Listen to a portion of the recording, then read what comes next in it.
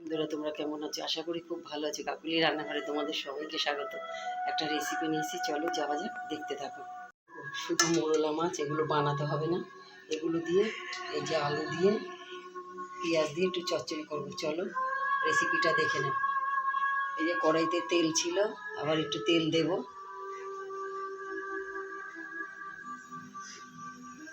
এই তেলে তেল দিয়ে নিই।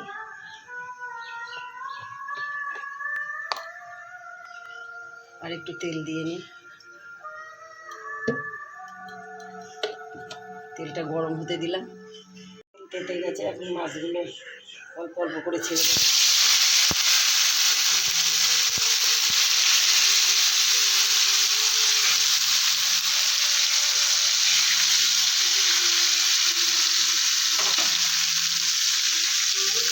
জিরে আর লঙ্কা বেটে নেব। আর একটু পেঁয়াজ বানিয়ে রেখেছি দুটো, এটা এখন আমি বেটে নিচ্ছি। মাছগুলো ভাজা হয়ে গেল, আর একটু করে দিলাম।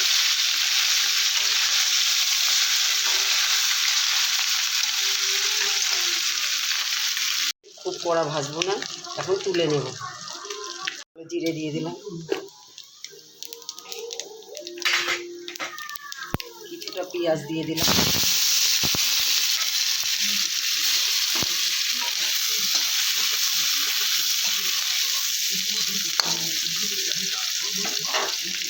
পেঁয়াজ ভাজা হয়ে গেছে, একটু টমেটো দিয়ে দিলাম। টমেটো দিয়ে একটু নাড়াচাড়া করে দিলাম।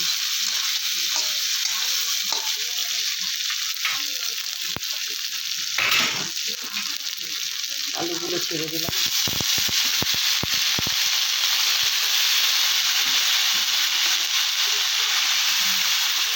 দিয়ে এবারে নাড়াচাড়া করে নেব।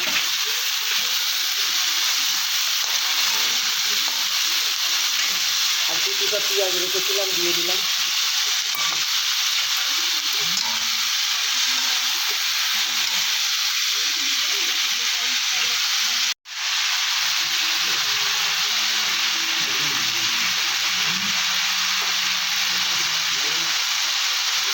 হলুদ দিয়ে দিলাম। এই মশলাটা করে রেখেছিলাম, দিয়ে দিলাম। দিয়ে বেশ কিছুক্ষণ আবার নাড়াচাড়া দিয়ে নেব।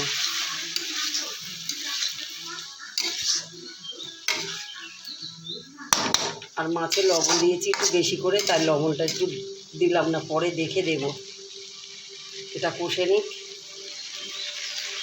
তো কিছুক্ষণ কষে গেছে। বেগুন দিয়েও করা যায়, আমি আজকে আলু দিয়ে করলাম। বেগুন দিয়ে করলে ঘাটা ঘাটা হয়ে যায়। এখন পরিমাণ মতন হালকা জল দিয়ে দেবো। ব্যাস, আর দেবো না।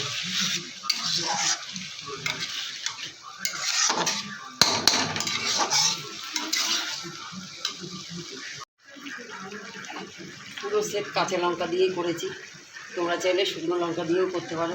এই যে মাছগুলো ভেজে রেখেছি, এখন দিয়ে দেবো মাছগুলো।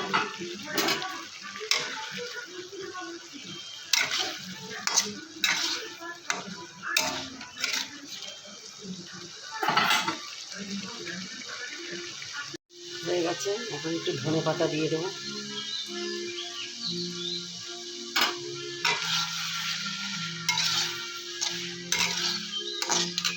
এখন নামিয়ে নেব।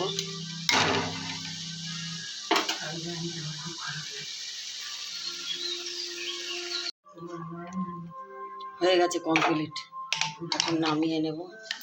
ঢেলে নিচ্ছি বাটিতে। তোমাদের এই রেসিপিটা কেমন লাগলো অবশ্যই কমেন্টে জানিও। তোমাদের যদি ভালো লেগে থাকে লাইক কমেন্ট শেয়ার দিও। আজকের মতন টাটা। তোমরা সুস্থ থাকো, ভালো থাকো।